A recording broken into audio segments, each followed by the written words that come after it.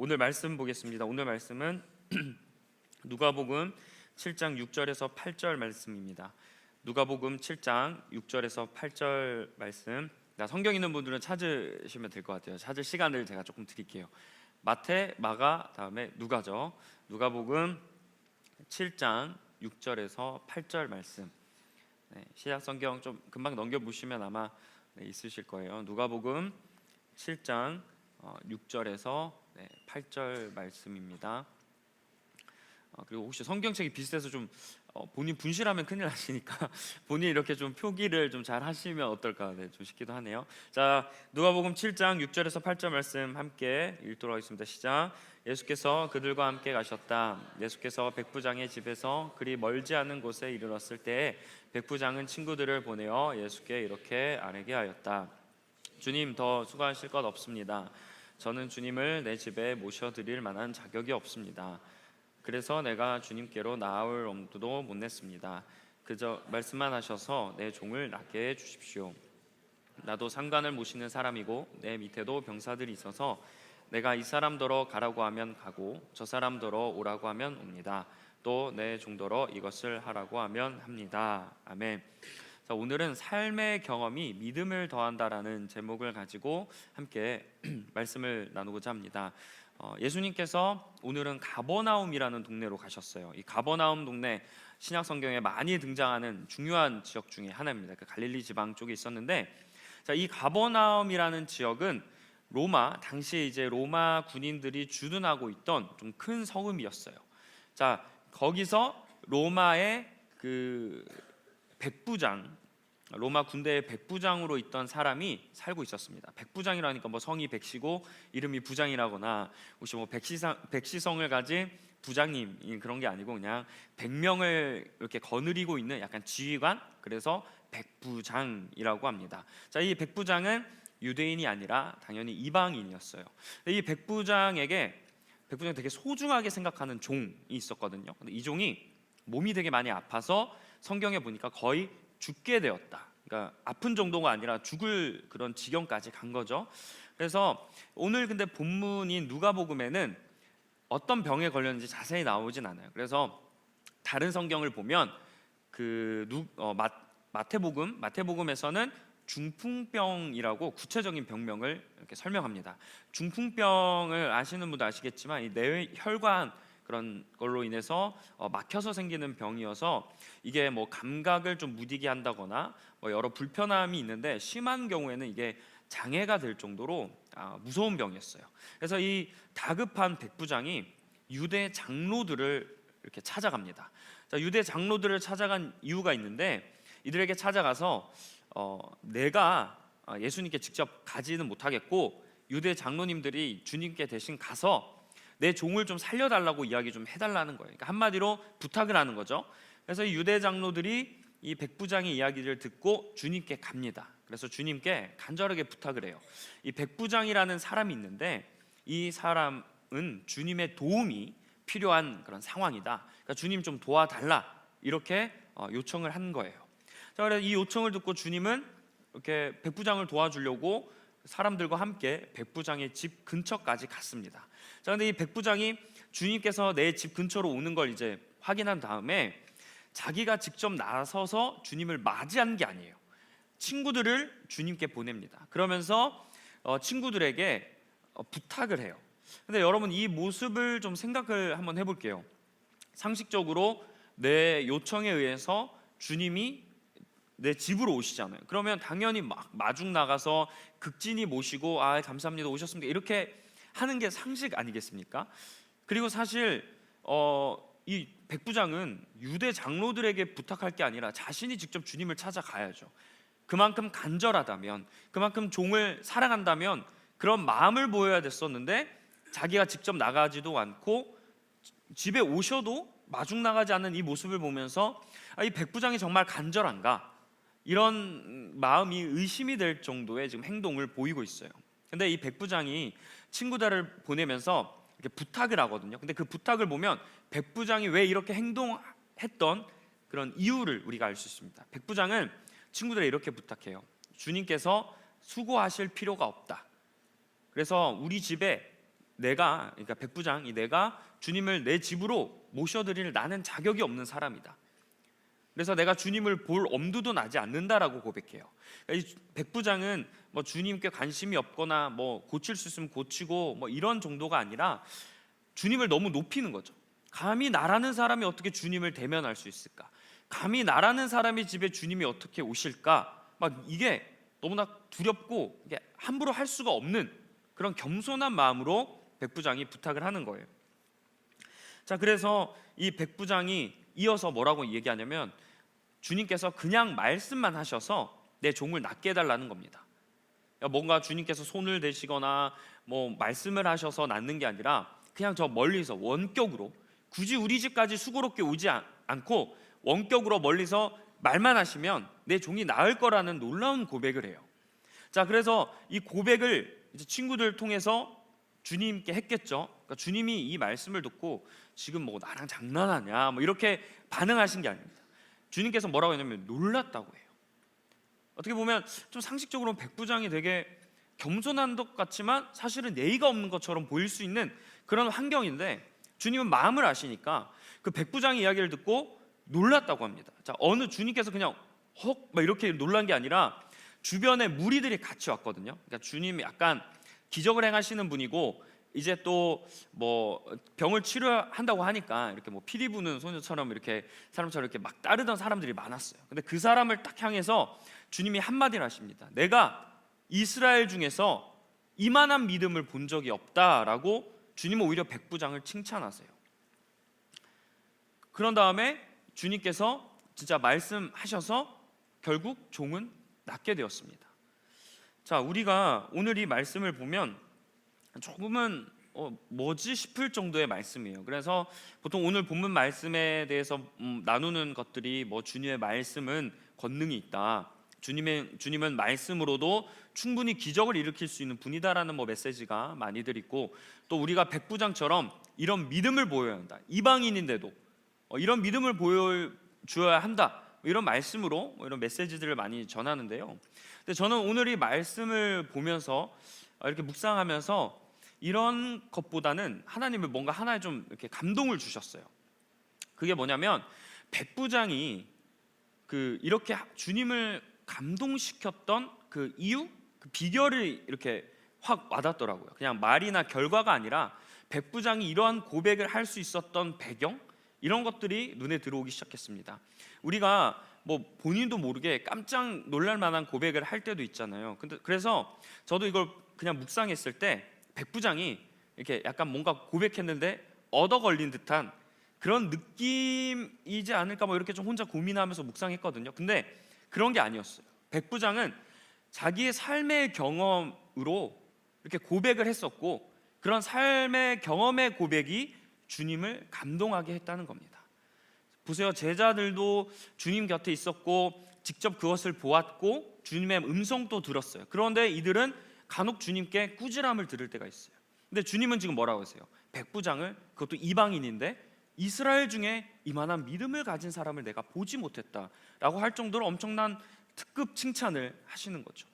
그래서 그걸 유념해서 우리가 오늘 말씀을 보면 백부장이 그 자신의 그런 삶의 역할 덕분에 주님을 놀라게 했다라는 것을 우리가 깨닫게 됩니다. 자, 그래서 저는 오늘 설교 제목을 삶의 경험이 믿음을 더한다라고 했어요. 그래서 우리에게도 이런 은혜가 좀 있었으면 하는 마음으로 우리 함께 좀 따라서 고백해 보겠습니다. 한번 절 따라해 보세요. 삶의 경험이 믿음을 더한다. 네, 백부장은 이 주님께 고백하는 내용을 한번 보면, 자, 현재 자신이 하고 있는 일, 그러니까 지금 직업 군인이죠. 그 자신이 하고 있는 이 군대의 용어와 개념을 통해서 주님을 고백해요. 그러니까 자기가 군인으로서 하고 있는 일과 그 관계 속에서 느꼈던 것들, 그리고 그런 용어들을 사용해서 주님에 대한 믿음을 고백했다는 겁니다. 그래서 그가 하고 있던, 또 그가 경험했던 그런 일들이 그런 놀라운 고백을 할 수 있었던 원동력이었다라는 거예요. 자, 백부장은 자신이 부하들에게 명령했을 때 부하들이 복종을 했다고 했잖아요. 자기도 상관을 모시지만 나도 부하가 있어. 근데 내가 부하들에게 명령하면 부하가 그대로 행동을 했다는 거예요. 그래서 이 원리를 주님과의 관계에 적용시키는 거예요. 뭐라고 하냐면 나도 내가 부하들에게 명령하면 부하들이 그대로 합니다. 그러니까 주님은 더군다나 온 세상을 창조하시고 만물을 이끄시는 주관자 아니십니까? 그런 주관자인 분이 나에게 명령, 그냥 오지 않고 손 대지 않고 명령만 하면 내가 그대로 이루어질 줄 믿습니다라고 고백하는 거예요. 철저하게 그의 직업관으로 지금 이해하는 거죠. 그리고 나서 또 이 세상의 권력자들, 나뿐만 아니라 이 세상 사람들도, 권력 있는 사람들도 말하면 그대로 되는데 주님 더 뛰어나시고 또 위대하신 분이 말씀만 하면 당연히 되는 게 이 세상 이치 아닙니까? 그게 믿음 아닙니까? 라고 백부장이 고백한 거예요. 지금 이 백부장은 명령과 복종이라는 자기가 살아가고 있는 그런 개념 안에서 주님을 고백하고 믿음의 표현을 해서 어떻게 했어요? 주님을 감동시켰다는 겁니다.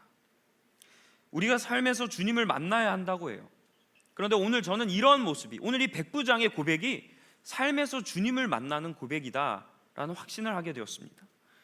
우리도 반드시 해야만 하는 일들이 있죠. 그게 뭐 직업이 될 수도 있고, 어떤 분들은 뭐 지금 취직 준비를 하거나 학교에 다니는 분들이 있을 수도 있죠. 그리고 우리가 살아가면서 만나는 관계들이 있단 말이에요. 뭐 가족부터 뭐 친인척, 그 다음에 뭐 직장 동료가 될 수도 있고, 학교에서 만나는 사람들, 그리고 나아가 우리 교회 지체들, 이런 관계들이 다 있어요. 근데 우리가 이런 뭐 관계나 내가 하는 일들을 통해서 믿음의 관계를 정립할 수 있다는 겁니다. 우리 모두 내가 살아가는 환경에서 내가 어떻게 이 환경에서 주님을 고백할 수 있는가, 이거를 고민해야 된다는 거예요. 주님께서 나에게 주신 일, 내가 하는 일인 것 같지만 주님의 계획을 믿으면 우리가 다 주님 안에서 주님이 주시는 일이라 믿지 않습니까? 그 일 안에서 내가 주님을 어떻게 바라볼지를 결정해야 된다는 거예요. 나와 마주하는 사람들, 그 관계 속에서 때로는 뭐 내가 관계를 잘 맺지 못하고 관계에 관심이 없지만 그 관계가 나와 하나님의 관계를 이해하는 데 도움을 준다는 겁니다. 한마디로 뭐예요? 내가 삶에서 하는 모든 경험이 하나님께 영광이 될 수 있다는 거예요. 믿음을 고백하는 것을 우리가 교회라고 생각해요. 그리고 또 믿음을 고백하고 믿음대로 살아가고 이렇게 하는 것 어렵고 힘든 일이라 생각하는데, 오늘 말씀을 보면 그냥 일상에서도 주변에서도 쉽고 어떻게 보면 좀 가깝게 할 수 있는 일입니다. 주님은 교회에 갇혀 있는 분이 아니시죠. 주님은 세상을 다스리시는 분이에요. 교회를 이끄시는 분이 아니라 온 세상을 이끄시는 분입니다. 그래서 주님께서 우리를 세상에 보내셨어요. 주님이 마지막 말씀에서도 가서 제자 삼으라고 하잖아요. 예루살렘과 온 유대아, 사마리아 땅끝까지 이 세계에 대한 개념을 주님이 가지고 계시는 거예요. 그래서 우리가 세상에서도 어떻게 해요? 주님을 만날 수 있을까요? 못 만날까요? 세상에서도 주님을 만날 수가 있어야 되는 거예요. 그럼 세상에서 주님을 만나는 게 뭘까요? 내가 하는 일을 통해서 주님을 만나는 거예요. 내가 하는 관계를 통해서 내가 믿음을 성장시켜 나가야 되는 거예요. 그래서 우리에게 주어진 것, 내가 만나게 되고 경험하게 되는 모든 것들이 다 우리에게 소중한 일이라는 겁니다. 뭐 예배나 거룩한 모임이나 신앙적인 컨텐츠가 있어야 내 신앙이 성장하는 게 아니에요. 신앙을 성장한다 생각했을 때 우리는 기도 열심히 하고 예배 열심히 드리고 말씀 이렇게 붙잡고 살아가면 믿음이 성장한다 생각하잖아요. 근데 그게 아니라는 거예요. 세상에서도 여러분 믿음이 성장할 수 있는 거예요. 뭐 예를 들어 업무를 하다가도, 아니면 학교 공부를 하다가도 그 안에서 여러분이 올바른 신앙 가지고 이런 하나님의 관점으로 여러분이 삶을 살다 보면 믿음이 성장한다는 거예요. 교회 안에서 지체들과의 관계나 그런 것으로 통해서만 여러분이 하나님을 바라본다는 게 아닙니다. 삶에서 경험하고 만나게 되는 스치듯한 그런 사람의 인연이라 할지라도 그 가운데서 우리가 하나님을 바라볼 수 있다는 거예요. 믿으시죠, 여러분? 그래서 우리에게 주어진 만남과 일과 관계와 그 모든 것들이 하나님의 계획 안에 있음을 우리가 신뢰해야 될 줄 믿습니다. 만약에 여러분 누가 주님이 어떤 분이라고 물어보시면, 누군가 야 주님이라는 사람이 도대체 누구야? 어떤 일을 하신 사람이야? 라고 물어본다고 해요. 그럼 아마 대부분이 가장 먼저 하는 게 뭐 주님은 구원자다, 그리고 주님은 우리 죄를 위해 십자가에 돌아가셨다, 이렇게 고백할 거예요. 이 고백도 놀라운 고백입니다. 근데 되게 이런 고백을 사실 잘 생각해 보면 기계적인 대답 같아요. 그러니까 성경 속에서 본 거 그대로 이야기하는 겁니다. 내가 어디서 주워 들었고, 내가 어디서 배웠고, 교회 학교부터, 아니면 뭐 예배 때 이걸 들었으니까 그냥 내가 듣는 걸 가지고 주님을 이야기한다고 또 고백한다는 거죠. 근데 우리가 삶에서, 내 삶의 자리에서 경험하는 것들로 주님을 고백할 수 있다, 이것을 생각하지 못하는 거예요. 백부장 보세요. 백부장 주님을 고백하는데 주님은 기적을 행하시는 분입니다, 이렇게 고백하지 않아요. 자기가 하고 있는 일, 그리고 사람들과 맺는 관계 속에서 믿음을 고백한다는 거죠. 그러니까 우리도 내가 경험하는 삶의 그런 경험을 통해서 주님을 고백하고 믿음이 성장할 수 있다는 겁니다. 주님의 고백을 이렇게 해야 돼요. 그냥 구원자가 아니라 내가 인생을 살아가면서 주님을 느껴보니 주님은 이런 분이더라, 이렇게 고백할 수 있게 여러분 간절히 축원합니다. 내가 인생을 살면서 주어진 일을 하고 맺는 관계 속에서 시간을 보내다 보니 하나님은 이런 분이셨어라고 여러분 자신의 고백을 드릴 수 있는 여러분이 되길 간절히 축원합니다. 이런 게 좀 되지 않으면 주님의 말씀들이 결국 내 신앙이 되지 못하는 거예요. 그러니까 우리가 말씀을 보고 그냥 말씀과 내가 분리되어서 이거 좋은 말씀이다, 이게 아니라 이 말씀을 좀 먹어야 되거든요. 이거 내 것으로 만들어야 되잖아요. 내 말씀이 내 삶에 들어와야 되는 거예요. 하나님을 내 안에 모시는 사람은 어때요? 어디를 가고 무엇을 하든지 그게 다 하나님과 관련된 일이에요. 우리가 이러한 관점으로 우리 삶을 살아야 되는데 약간 뭔가 분리되어 있거나 또 따로 되어 있거나 이게 연합이 어렵다라고 생각을 간혹 한다는 거죠. 지금 여러분이 살고 있는 환경 속에서 힘들고 괴로울 수 있어요. 또 내가 하고 있는 일이나 또는 어쩔 수 없이 맡겨진 일들이 있을 거란 말이죠. 근데 그 일들을 좋아해서 하는 사람이 몇이나 되겠습니까? 사실 뭐 가장 행복한 인생이 내가 좋아하는 일을 했더니 그게 잘 돼서 돈벌이도 되고 이렇게 하는 게 가장 행복한 인생 아니겠어요? 근데 우리가 살아가면서 대부분의 사람들은 그런 삶을 살지 못하죠. 심지어 내가 전공했던 것도 그게 직업으로 연결되는 거가 극히 드물고 또 그 전공조차도 내 적성에 맞는지 아닌지조차 모르잖아요. 그래서 우리가 그런 일들을 보면 좀 이렇게 정이 가지 않습니다. 그러다 보니 이 마음은 내가 있는 곳 환경과 좀 떨어질 때가 있어요. 그러다 보면 어때요? 나도 내가 진짜 좋아하는 일 한번 해보고 싶다. 그리고 막 영상에서 그런 거 나오잖아요. 결국에는 자기가 좋아하는 일 찾아서 해야 된다, 그래야 성공한다, 이런 얘기를 들으니까 나도 행복한 일을 한번 해보고 싶다라는 생각을 여러분 하게 되죠. 저도 그런 이야기를 듣다가 유튜브를 봤는데 그 여행 유튜버를 본 거예요. 그래서 나도 저렇게 여행 다니면서 하면 잘할 수 있을지 모르겠지만 한번 하고 싶다, 고프로 한번 사봐, 이런 생각도 들기도 하고. 예전에 1박 2일과 무한도전 있을 때, 예전에 여러분은 어떤 파셨어요? 1박 2일 파였어요? 무한도전 파였어요? 무한도전 많더라고요. 근데 저는 1박 2일 파였습니다.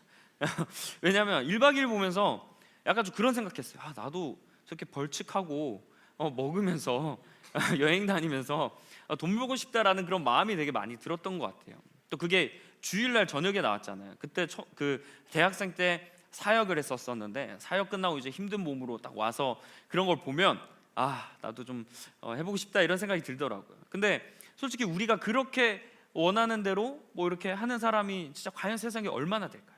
그러다 보면 우리가 어때요? 이 일에 대해서 관심이 생기지 않고 이 일이 그냥 미래에 또 내가 있어서 한번 계산해보잖아요. 미래에 과연 도움이 되는 일일까?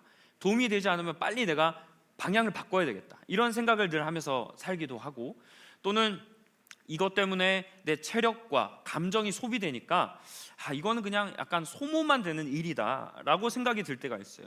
그리고 어떤 경우에는 지금 하는 일이 내 신앙에 전혀 도움이 되지 않는다, 오히려 나를 더 힘들게 하고 신앙적으로 나를 무너지게 하는 일이다라고 생각을 하게 되거든요. 근데 오늘 이 백부장의 모습을 보면 그게 아니라는 거예요.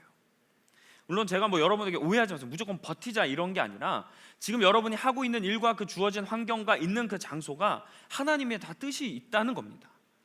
우리가 하나님이 나를 이끄신다는 거 믿으시죠, 여러분? 그러면 하나님께서 주신 그 모든 과정 속에 하나님의 계획이 있다는 거예요. 일단 그거를 우리가 이해하고 받아들여야 된다는 거예요. 백부장 군인이었습니다. 여러분, 군인 쉬운 일 같아요. 다시는 가고 싶지 않은 곳이에요. 저도 이렇게 장교로 이렇게 직업군인으로 있어봤는데, 네, 그쵸. 저 장교로 있다 보니까 3년 반, 거의 뭐 대학을 하나 더 다닌 거예요. 군대라는 대학을. 쉽지 않습니다. 네. 그리고 그 어떻게 보면 젊었을 때, 20살 대학교 졸업하고 가다 보니까 20살 딱 중반, 얼마나 좋은 나이 때, 그때 군에서 있었어요. 너무나 행복했지만 그래도 힘들어요. 그리고 군복을 입는 것조차도 너무나 힘듭니다. 제가 예비군을 이제 제대하고 나서 예비군이라는 걸 가거든요. 근데 학교를 이제 대학원을 다니다 보니까 예비군을 하루만 가면 됐어요. 그런데도 군복을 딱 보는 순간 갑자기 너무나 마음이 어렵더라고요. 이 백부장도 직업군인이에요. 그리고 자기가 명령을 하기도 하고 명령을 따른다고 하잖아요. 여러분, 명령을 하는 것 어떻게 보면 쉬워 보이지만 어려워요. 왜? 명령하면 자기한테 책임을 져야 되거든요. 또 반대로 명령을 따르는 것, 그것도 이제 편안해 보이죠? 아니에요. 말 같지도 않은 명령을 들어야 될 때가 있고 이해되지 않은 명령을 따라야 될 때가 있잖아요. 백부장도 군인으로 있지만 이렇게 멋있는 고백을 하지만 그의 일상을 그냥 좀 상상해 봤을 때 기쁘지만 않았을 거예요. 일단 무기를 가지고 누구를 이렇게 살상을 해야 될 때도 있을 거고, 일단 안전을 지켜야 되잖아요. 그리고 그 당시 이런 군인이 너무나 중요했습니다. 지금 무기라도 뭐 원거리나 이런 무기라도 있지, 그때는 그냥 이 사람 한 명이 그냥 중요했던 때예요. 그리고 이 사람도 군인으로서 또 지휘관이다 보니까 얼마나 큰 스트레스와 업무적인 압박감을 가지고 살았을까. 제가 어떤 영상을 봤는데 로마 원로원들인가 그분들의 삶을 봤는데 뭐 그분들도 야근을 했다 뭐 이런 이 얘기를 제가 봤어요. 당시에도 삶이 힘들었거든요. 이 사람도 직업 이렇게 생각할 수 있겠죠. 내가 이거 언제까지 이런 거 해야 되나, 나도 다른 일 해보고 싶다라고 생각을 했을 수도 있죠.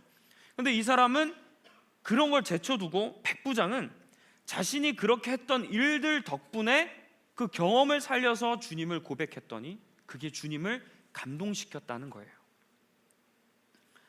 저도 사역자지만 모든 사역이 적성에 맞진 않아요. 솔직하게 열심히 하려고 하지만 적성에 맞지 않습니다. 그리고 또 어쩔 수 없이 이렇게 해야 되는 일들이 간혹 있어요.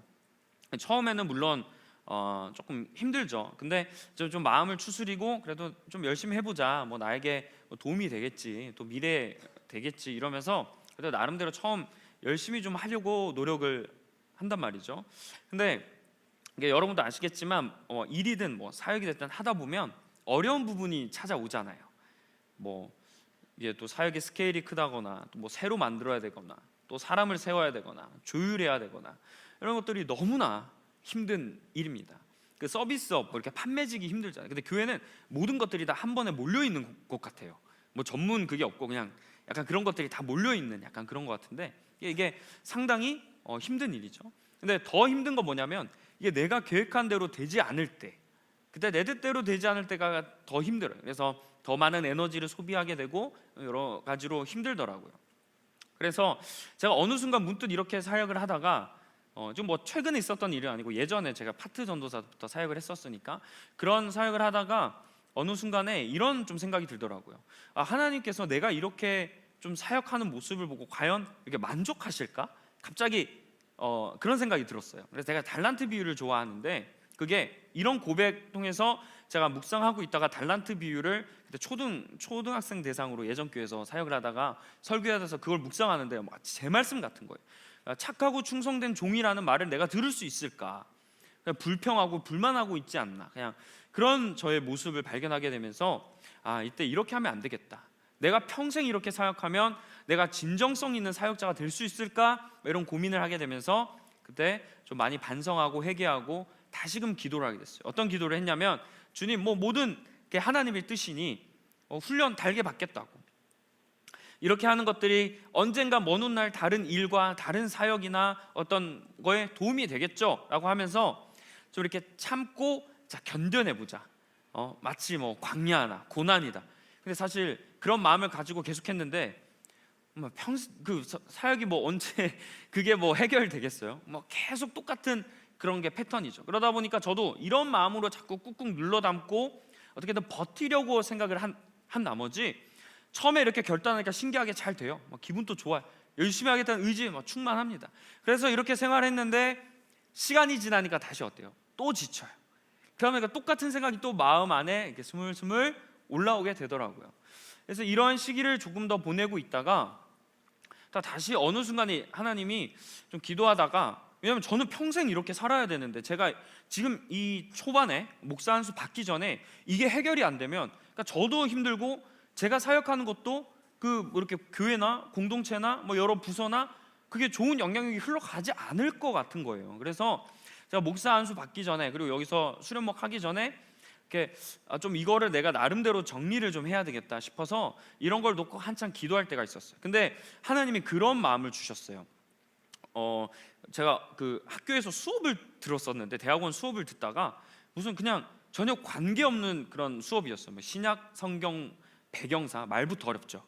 전혀 막 이런 거 같지 않은 말인데 거기서 바울에 대한 막 얘기를 막 풀어 나갈 때였는데, 제가 그걸 그렇게 이렇게 듣다가 그런 생각이 든 거예요. 하나님이 과연 나를 이런 자리로 보내신 게 그냥 훈련만 하라고, 재능만 이렇게 뭐 발견하라고, 그렇게 보내신 건 아니라는 생각이 드는 거예요. 하나님이 원하시는 건 물론 그런 시간 가운데 너가 성장하고 알게 되는 것들이 있는 건 맞아요. 하지만 하나님의 1차적인 목표는 그게 아니라 그 자리에서 내가 더 믿음이 성장하기를 원하셨던 거예요. 지금 이 정도였을 때 너가 이렇게 버거우면 여기서 좀 믿음으로 성장해 보라고. 그러면 다음 스텝을 밟아 가실 거 아니에요. 거기서도 그냥 능력만, 그냥 스킬만 늘어나는 게 아니라 신앙도 같이 성장해 보라고. 그럼 거기서 이렇게 신앙이 성장하면 그 다음 단계로 제가 넘어갔을 때도 제가 어렵지 않을 거라는 말이죠. 그런 약간 생각이 팍 들면서 약간 수업을 듣고 깨달음을 느끼고 이렇게 돼야 되는데, 그걸 막 생각하다가 제가 막 깨달음을 얻었던 기억이 있습니다.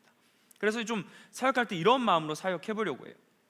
사실 사역자들이 아마 사역하면서 지금 뭐 청년 여러분도 마찬가지예요. 사역하면서 힘든 점이 뭐냐면, 특히 예배를 한번 예로 들어볼게요. 예배를 준비하고 진행하다 보면 정작 예배 중에 이런 사람들이 은혜 받을 수 있는 확률이 떨어진다고 생각할 수 있거든요. 저도 마찬가지였어요. 처음에 이제 뭐 예배 기획팀이라는 걸 처음 업무를 해보고 전도사 때, 그러다 보니까 예배 준비하고 뭐 이렇게 진행을 해요. 정말 에너지도 드리고 정신적으로도 그렇고 육체적으로도 피곤하지만 엄청 막 이렇게 막 집중하면서 하거든요. 근데 이 예배 중에 그럼 내가 은혜를 받는가 뭐 이런 생각을 하게 되는데, 저는 그래도 이런 경험이 있어서 그런지 조금 다르게 생각되더라고요. 그게 뭐냐면, 내가 지금 이런 일을 하는 데 있어서 나만 누릴 수 있는 은혜가 있다. 누가 예배를 고민해보고 예배를 준비해 볼 수 있겠어요? 이런 특별한 은혜가 지금 내가 누리고 있다. 또는 뭐 하나님의 영광이 되고 또 성도님들에겐 은혜가 되는 예배를 위해서 제 나름대로도 고민하고 생각해보고 또 기도해보고 결정해볼 거 아니에요.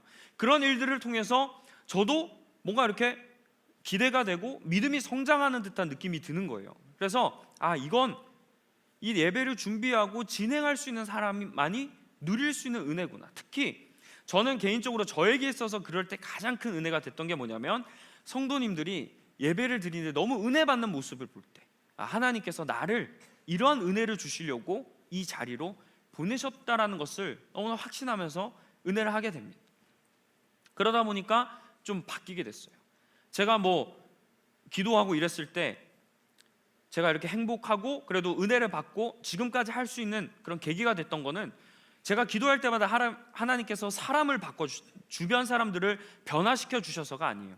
환경을 바뀌어 주셔서가 아니에요. 환경 그대로 똑같고 주변 사람 똑같아요. 해야 되는 일도 똑같아요. 그러나 제 마인드가 변하니까 그 다음 것들이 다 모두가 변하게 다르게 보이는 거예요.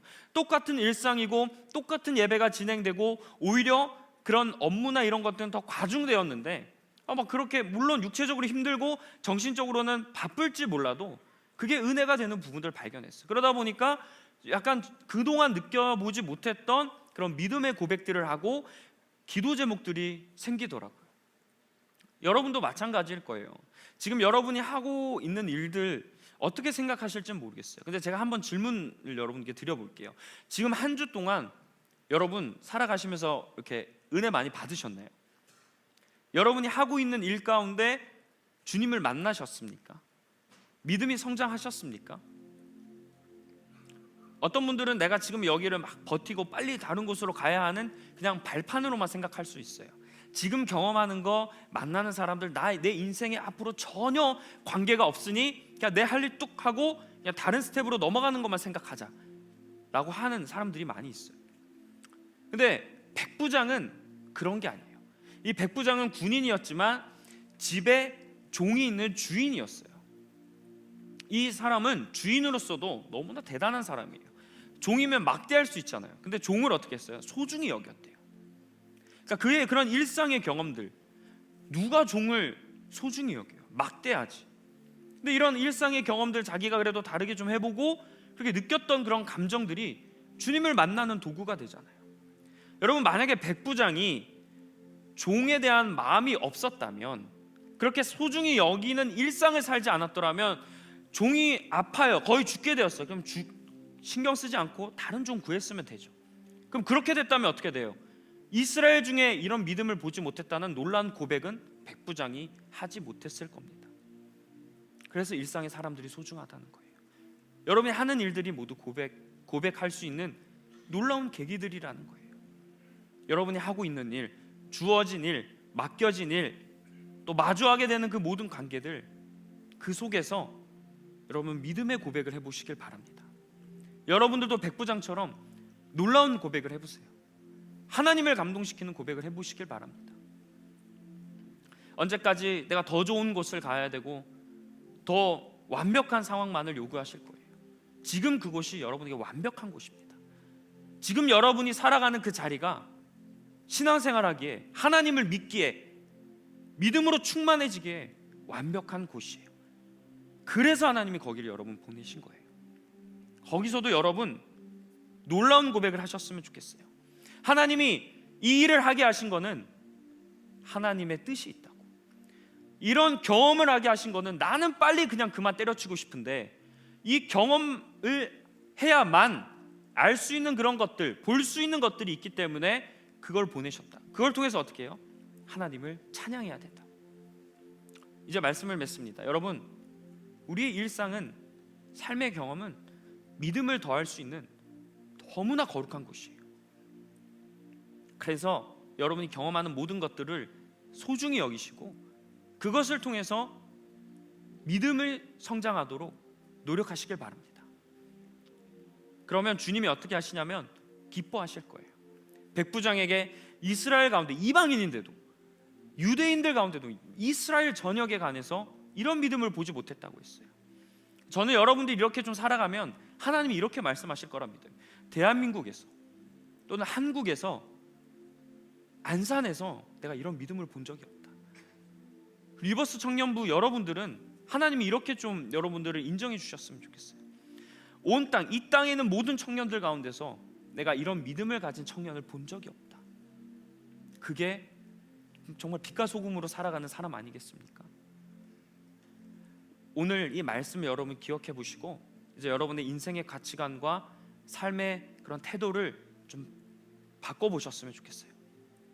그리고 백부장처럼 이런 놀라운 믿음의 고백을 여러분들이 다시 한번 써내려 가길 주님의 이름으로 간절히 축원합니다.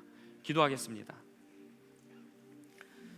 하나님, 오늘은 백부장의 이야기를 통해서 삶의 경험의 소중함을 깨닫게 되었습니다.